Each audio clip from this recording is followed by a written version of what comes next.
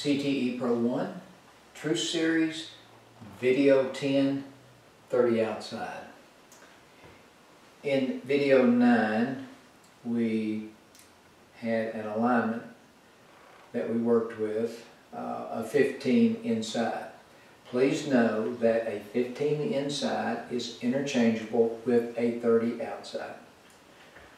Today's alignment, a 30 outside, can be interchanged with a 15 inside. Those are the only two visuals that have that interchange quality.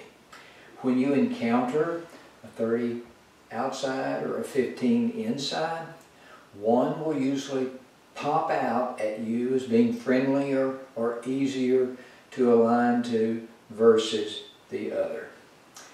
Let's take a look at the cue ball object ball placement for our 30 outside. I'm on the head string here, and our cue ball placement for this 4.5 by 9 table is going to be 12.5 inches out into the table, one full diamond. And then for our object ball placement, I'm going to give you some directions for how to get there. You're going to move further along the head string by one additional diamond to the head spot. Then you're going to take a left and go straight down the table towards the center diamond by 1/2 diamond. Then you're going to take a right by 1/4 of a diamond. And that will be your object ball placement for today's alignment. We have a 30 outside. I bet many of you already know how I can determine whether this is an outside or an inside relationship to this pocket. When I align to my 30-degree perception, it's the sight line that is my primary determiner for deciding if this is an outside or an inside. I want to notice whether this object ball is going to track thin to the pocket or thick to the pocket. And basically I can be a little bit more specific there. Is it going to track thin to center pocket or thick to center pocket? Sometimes the shot will narrow to where you're just working with inside the pocket. So you might want to keep that in mind. Today we're looking at a left cut for the first time. The previous two alignments have been right cuts, so we're looking at a left cut. So my head is going to angle to the left. My aim line is left cue ball edge to object ball B. My sight line is center cue ball to right object ball SP 30. And our parallax line is changed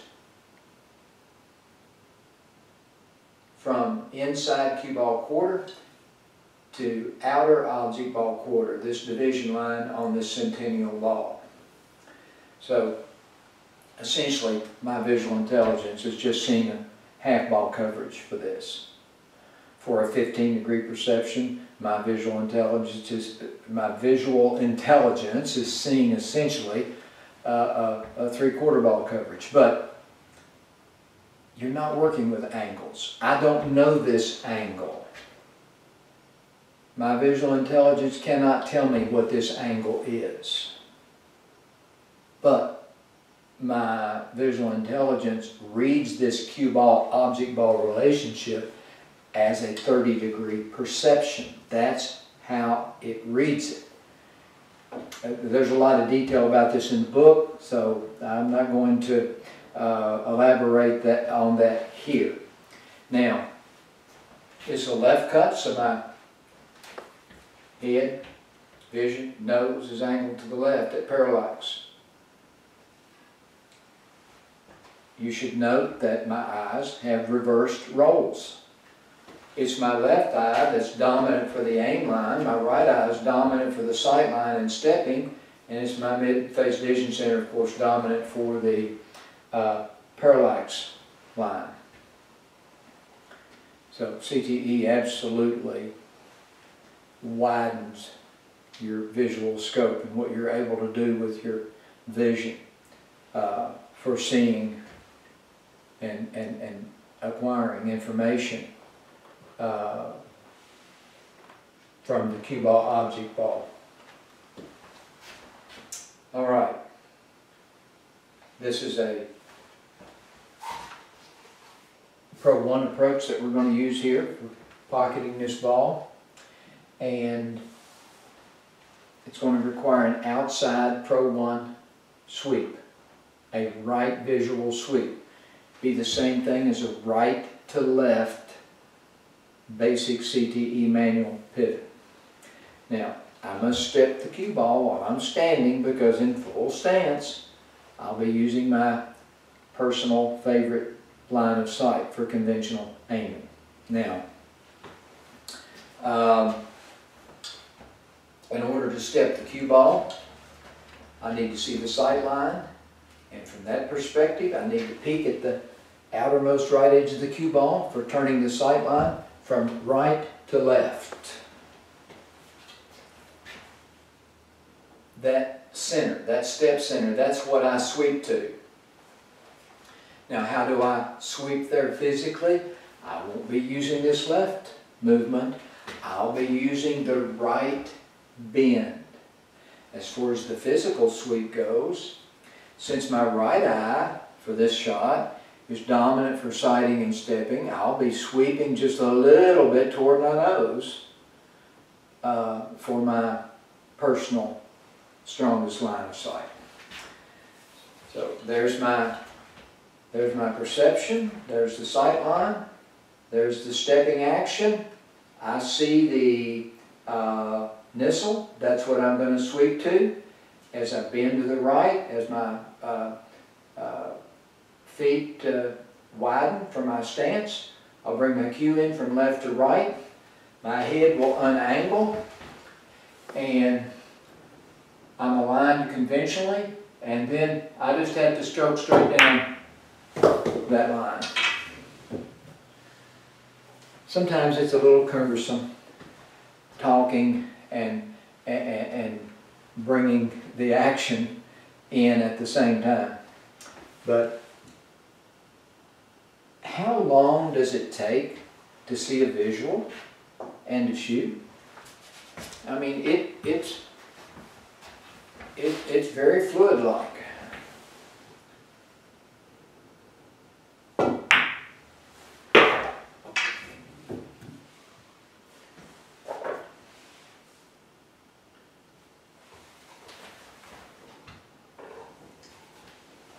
Basic CTE? Oh, don't ignore basic CTE. Especially if you really want to get involved with centered edge aiming and learn all there is to it. Spend some time with basic CTE. You can do it on the side. Allow yourself to grow with putting the building blocks together. CTE does a couple of things that are just wonderful. CTE is your vehicle for learning how to use parallax vision when you're in full stance, because the manual pivot allows you to get that cue out of the way, in this case to the right, so that you can do what? See two centers. The sightline center and the step center. If you have the cue in the way, it's a much, much, much more difficult task. Also, basic CTE allows you to work with the gearing process in full stance while you're in transition to full stance as well as in full stance. So let's not forget that this whole thing is about gearing. In Pro 1, when I saw my perception up here for 30 outside, I geared this cue ball to the inside, the object ball to the outside for aligning the left cue ball tick with object ball aim point B. That's as an objective aim line as can be had. 100% objective. Left cue ball edge to there. There can be no doubt about this being the correct perception, because when I step the cue ball, boom, I've got the shot line to the pocket. So This is a professional system. Put the building blocks in place. It doesn't matter if you're an amateur or not. Put the building blocks in place and you're going to be seeing the cue ball object ball relationships like a professional, with understanding behind what it is that you're doing with your eyes and your body. Okay, basic CTE. I'm going to go down on the sideline. I'm not going to step the cue ball up here, we already know that. I'm going to be angled to the left here. As I move down, my head's going to angle more. I'm going to go for a 1.5 pre-pivot, 1.5 tip pre-pivot alignment outside of the sight line. When I'm down in full stance and I see the perfect perception by way of center cue ball to SP30, I'm going to step the cue ball by looking at the right, tweaking my bridge V to make sure it's on that line so that my pivot can be directly on the step center, that nissel, that no imagination shot line. Okay. I'm going to start off with the perfect perception. There's my sight line. I'm not going to do a visual sweep here. I'm going to guide right down to the sight line with my bridge V and cue, a half tip outside of that sight line. My head's angling more. I'm having to re-gear here. So I'm in the parallax position there. Aim line's good. There's the perfect sight line. Now I'm going to step. So I look at the right outermost edge of the cue ball. I see the new center from right to left. Then I pivot to that center. Everything's all go. That was a little bit shaky, but I'm happy with the entry. That's not always the case when I'm talking my way through these.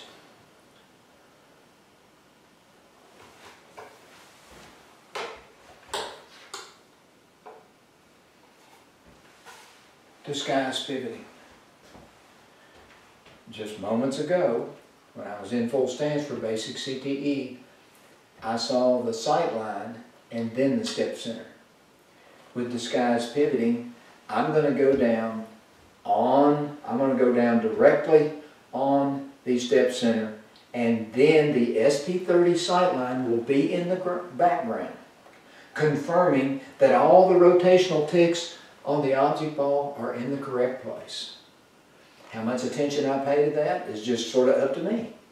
Early on, with your work with CTE, you're going to pay a lot of attention to that. It's only natural. So, disguise pivoting. There's my perfect 30-degree perception. I step the cue ball. I'm going to go down directly onto the step center with the rotational tick for SP30 in the background. So it's going to be, I'm all in with gearing the cue ball to the inside, the object ball to the outside, aligning directly to the target, which is the step center. Now, here we go. See my head angle? I'm on the step center.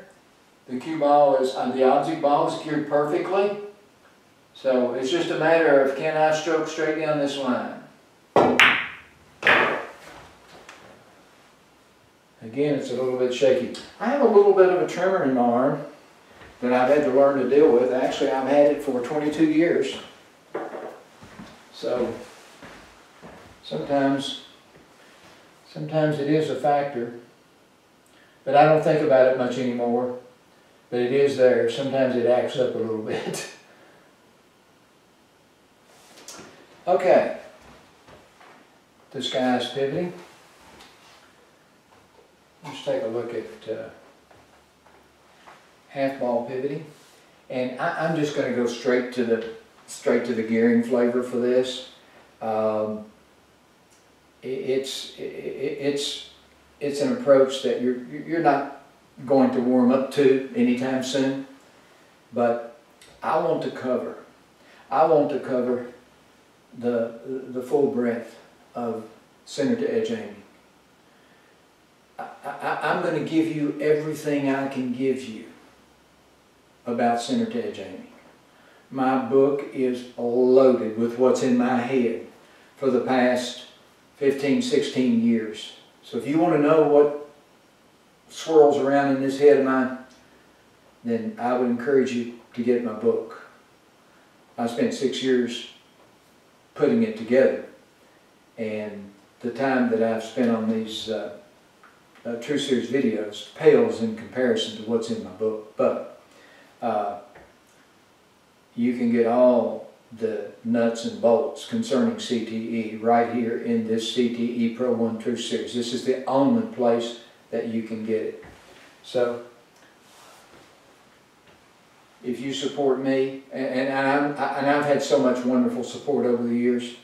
I got an email today from an individual from Iran, and he was just so happy to be able to look at my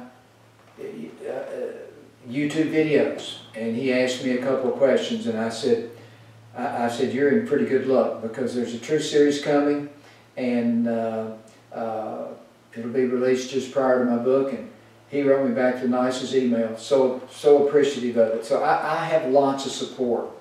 There's lots of silent support out there that people aren't aware of. But anyway, I appreciate your support so much.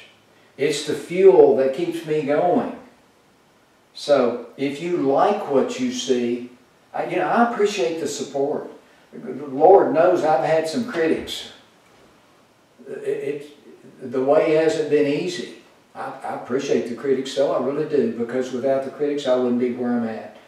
I've had some motivational energy because of my critics, so that's a good thing. I see that as being synonymous with success. I've been working with CTE for a long time. I've been swinging the bat for a long time. Sometimes I swing and miss, and sometimes I swing and hit. So what I can tell you is that this True Series is a home run. My book is a grand slam. Sometimes I get off on a tangent, but that's okay. It's because of the passion that I have for what I'm doing, and I'm just so happy to finally be able to bring center to edge to you in all of its glorious detail. Half ball pivot. I'm going to focus on gearing. I'm going to use the step center and the rotational edge on the object ball. So there's my 30-degree perception. Everything starts off with left cue ball edge to object ball B. There's my perception. For my sight line, I'm at parallax. Now, I'm just going to use the center and the edge as I go down for my half ball pivot. So as I go down, my cue is going to angle left. My head is coiling more to the left. I'm going to make sure my bridge V is on the step center. I'll make sure I've got to get it parallax. Okay, there we go. Now,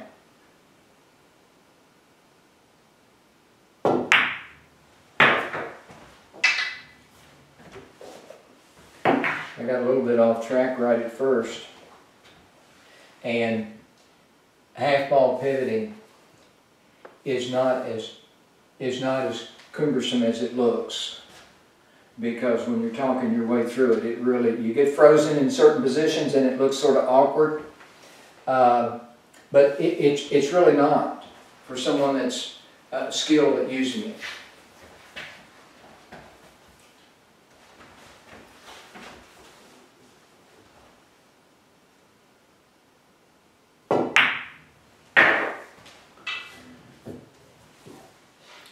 So that brings us to a close for True Series Video 10.